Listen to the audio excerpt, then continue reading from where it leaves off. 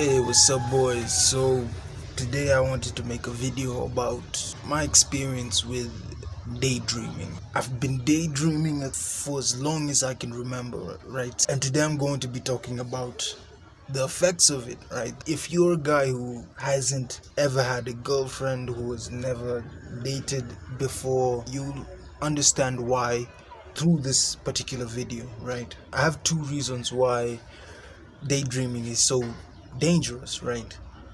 The first is you end up missing out on life.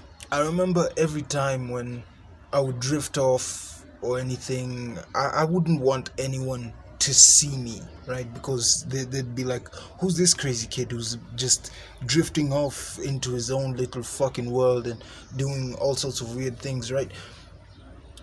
You miss out on life, right? Daydreaming and visualization, two very different things. You fantasize about this ideal figure who has a Lambo, and when he drives across the street, everyone's telling him he's the best, he's the greatest, he's the biggest, he's whatever, right? Stroking him off and stuff like that. When all of this happens, you have a guy who cannot make himself him, right? He is not content with himself, and he cannot fully enjoy life because he's not acceptant of himself. I don't know. He keeps talking about, when I have a Lambo, when I have money, when I have this big house, when I have this beautiful girl, everything is going to change. That's also a indicator that something's wrong, right? Now, there's nothing wrong with sometimes seeing yourself being this guy. That's visualization. You're seeing something that is in your future, if you have a way to get there, right? If you don't, you're just fantasizing.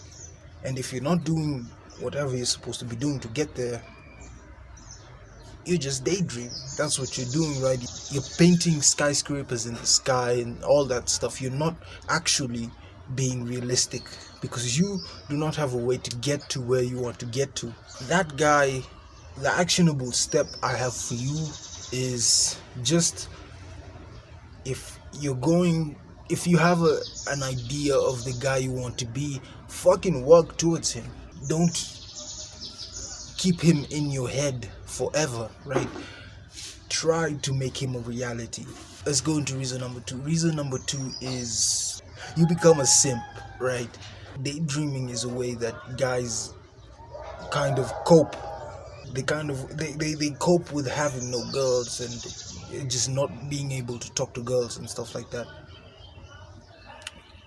The thinking behind that is you have a blue pillar, right? A guy who believes that there is one particular girl who's meant for her and everyone else is shit and trash and stuff like that. That is this guy fantasizing, right? He's fantasizing about this perfect girl and this girl who has everything, and she's everything you could ever dream of, and you're building a girl up in your head without even talking to her, right? And when you have crushes, people who have actually crushed on you, I ended up getting to a point where I wasn't acceptant of anyone else who would try to insert themselves, because I was focused on this one person, right? This person who I would hold hands with and run through a fucking rose field with her. I couldn't see myself with anyone else. That's the dangerous part of it, right? Because you're building yourself up, you're building this girl up in your head, and you're thinking, oh, she's this perfect girl, and when we date, it's going to bring about world peace, and it's going to be the greatest thing ever. But the truth is, there are no perfect girls, there are no perfect humans, right? Setting realistic expectations, I think, is very important. Not fantasizing about this girl who, quite frankly, is out of your fucking league. I'm sorry. At this point, if you're still a simp, she's out of your league, because when you stop being a simp, when you look after yourself and not anyone else, you become an actual person who's actually desirable, because no one wants to be with a simp. That's the truth. she's out of your league, and you're fantasizing about her, you're building her up in your head, and you're not able to actually set realistic expectations for yourself, right? So the actionable step for this guy is go out there, man. Go out there, talk to people, have conversations, become friends with people, right? Understand that rejection is not the worst thing in the world, right? Once it happens, take all the emotion out of the rejection. uh, Let me explain how this works, right? You have the rejection and you have um, the emotional response, right? You walk up to a girl, you ask for a number, she says no. What happens next? This, right? The emotional response. If you take this out of this, what remains here is just the rejection, right? Take the negative connotation out of the word rejection, right? Take rejections as lessons. Stop taking rejections as this horrible thing that if your boy was around you, he would laugh at you and he would be like, oh, you're a fucking loser and stuff like that, and fuck you. Stop taking it so seriously. Stop thinking that rejection is the end of the world. When you walk out there and you start talking to people and you start warming up to people, and you start warming up to people and you start talking to girls and stuff like that, rejections are going to happen. What matters is how are you taking it? The emotional response is what destroys people. So again, your actionable step is go out there, meet people, and take the emotions out of the rejection. What can I learn from this? After you've gotten your lesson, right? Maybe you walked up behind her. Girls don't like when you walk up behind them.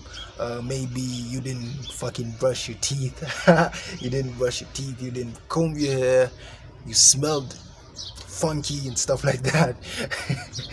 Maybe you had a creepy look on your face or something, right? Taking the emotion out of it and kind of just understanding what you did wrong and improving it next time, that actually makes you at some point bulletproof, right? Because you've gone through everything that has gone wrong, and sometimes there doesn't need to be something wrong. Sometimes, right?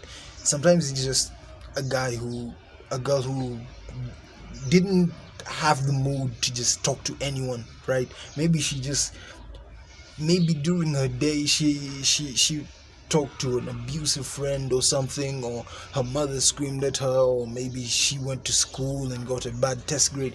It literally could be anything, right? Anything could have happened, and you're coming up talking to her and asking her for a number, right? There's nothing wrong with you though, right? You're just doing what you're doing. But once that rejection happens, take the emotion out of it, right? Because the only person it's going to hurt is you, right? Other than that, I said I wouldn't make these videos, but this thing has been in my mind for like a while, and if I kept it there long enough, I would forget about it. So other than that, I don't know if I'll make any more, but I'll see you guys later. Peace.